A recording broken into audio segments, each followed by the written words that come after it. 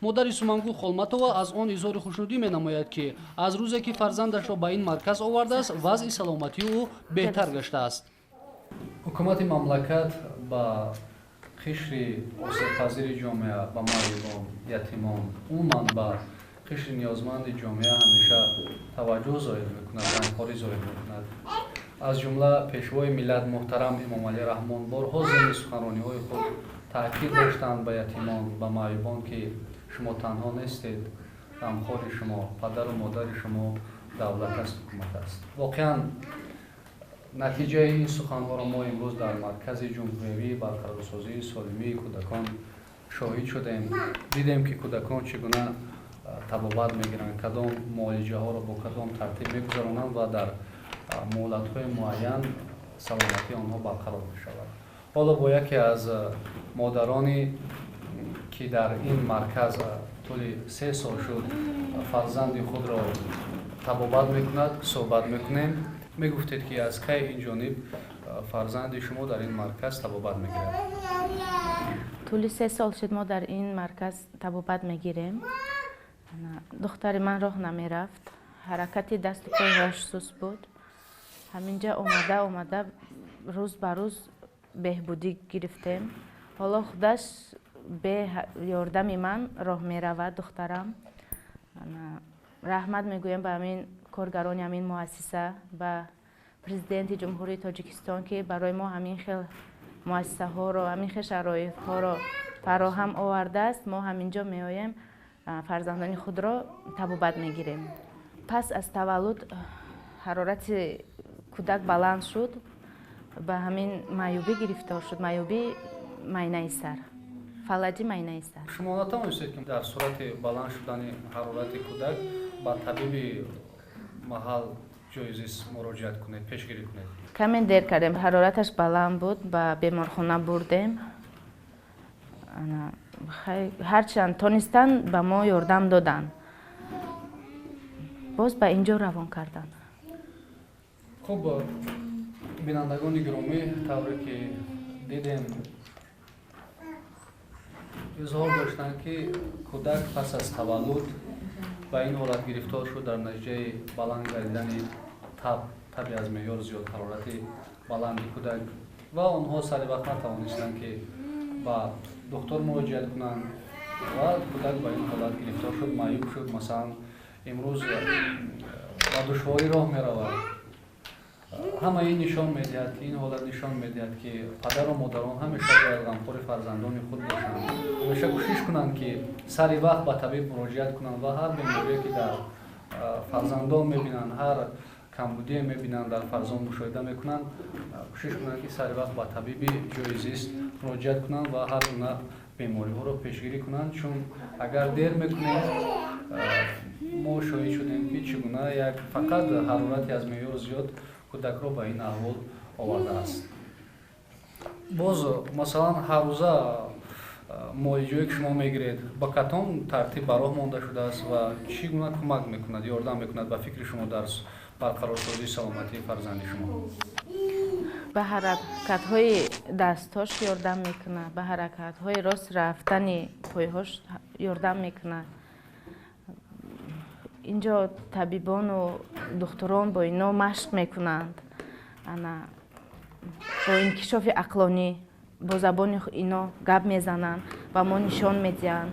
мисол ранг кардани кадом гул, ранг кардани кадом ҳайвонот, шинохтани меваҳо, манамин бозичаҳо қатъи бозӣ кардан, ҳама ино ҳаракати дасту пойҳону инкишофи ақлони иноро беҳтар мекунад. тавре ки шоҳид шудед, дидед меҳрафрӯз Алиматова, модари ин фарзанди азиз Сумангул, изҳор доштанд, давлат ҳукумат ҳама гуна ғамхориро ба ин насл равон мебинад, пешбинӣ намудааст, зоҳир мекунад ва ин бори дигар моро ҳушдор медиҳад, ки фарзандони худро дар рӯҳияи дӯст доштани ватан, ҳамин сарзамин Тоҷикистони ҷӯшрасо тарбият кунад. новобаста аз он ки онҳо хоҳ солиманд, хоҳ маъюбанд, ба ҳар сурат дӯст доштани ватан, дар фикри ҳамин миллат будан, манфиатҳои ҳамин миллатро пуштибонӣ кардан, албатта бар зиммаи падару модарон аст, ки фарзандонро дар ҳамин рӯҳия тарбият кунанд.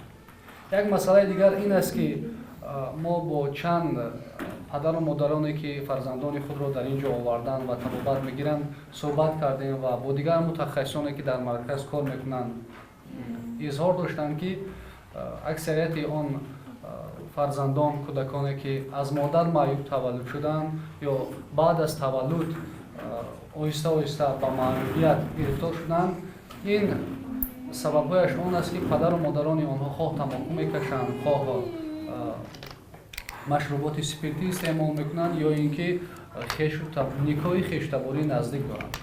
اما اینها میگویند سببهایی هستند که با طفل یا اینکه با تولد طفل معیوب اساس میشوند و باعث میگردند.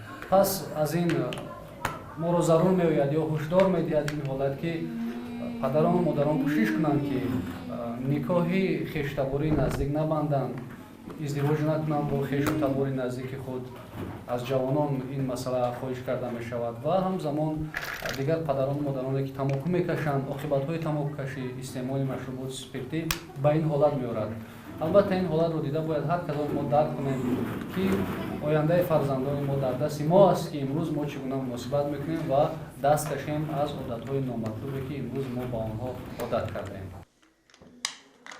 طبقه نیازمند جامعه مخصوصاً یتیمان، بپرستاران و کودکان دارای امکانیت محدود همیشه تحت غمخوری و نگاهبین دولت و حکومت قرار دارند. حکومت مملکت جهتی در عمل تطبیق نمودن سیاست دولتی در خصوص غمخوری به این طبقه جامعه برنامه‌های مشخص قبول می‌نماید که از جمله آنها برنامه ملی توانبخشی معیوبان برای سال‌های 2017-2020 میباشد. مرکز جمهوری برقرارسازی سالمی کودکان از جمله چنین مؤسسه‌های دولتی است که در آن سیاست دولتی جمهوری تاجیکستان در مسئله سالمگردانی کودکان معیوب عملی می‌گردد. همچون راهبر مؤسسه که همروزه با نگاهبینی کودکان معیوب سر و کار دارید، میگفتید که حکومت مملکت برای نگاهبینی این قشر مثلا نیازمند جامعه کدام شرایط‌ها را فراهم آورده است، مخصوصا در مرکز جمهوری برقرارسازی سالمی کودکان. مرکز جمهوری برقرارسازی سالمی کودکان این مؤسسه دوران استقلال است، چون که مؤسسه با قرار حکومت جمهوری تاجیکستان تحت رقم 282 از 30 می سال 2008 تأسیس یافته است و خود مرکز پس از تشریف اساسگزار صلح و وحدت ملی پیشوای ملت پرزیدنت کشور محترم امامعلی رحمان به فعالیت شروع نموده است. در این مدت زیاده از 10,000 کودکان معیوب از تمام گوشه و کنار جمهوری در مرکز بستری گردیده سالمی خود را برقرار نمودند و غمخواری حکومت جمهوری تاجیکستان است که مرکز تا سال 2014 دارای 40 کت همگی 40 جای بستری بود و پس از سال 2014 باز یک بینای دیگر تعمیر شده 30 کت علاوگی برای کودکان معیوب به استفاده داده شد و دسترسی کودکان معیوب برای گرفتن اصولهای توانبخشی طبی زیادتر شد و دسترسی کودکان در این مسئله بهتر گردید. در مرکز تمام شرایط ها موجود است. کودکان بوسه و خوراک گرم و تمام اصولهای توانبخشی طبی رایگان تأمین می باشند. طوری که مشاهده گردید در این مرکز تمام شرایط‌ها برای برقرارسازی سلامتی کودکان دارای امکانیت محدود فراهم است. در اینجا از تمام شهر و ناحیه‌های جمهوری کودکان معیوب با طبابت فرا گرفته شدند. تماما دست پایش کار نمی‌کرد. باری اولی آوردیم انا با تختای پشت بود، خودمون با وی خوراک میدادیم، آب میدادیم، تماما نه دست کار می‌کرد و نه پوچویش. باری اولی آوردیم. انا باری دومی که آوردیم انا دستاش کم کم در کار در آمدند، خودش قاشق خود را به دست میگرفت، خوراکش را خودش میخورد. انا باری سیوم اول با خواست خداوند و دوم با کمک این طبیبان پسر من با پاخش انا حاضر خودش راه میگردد.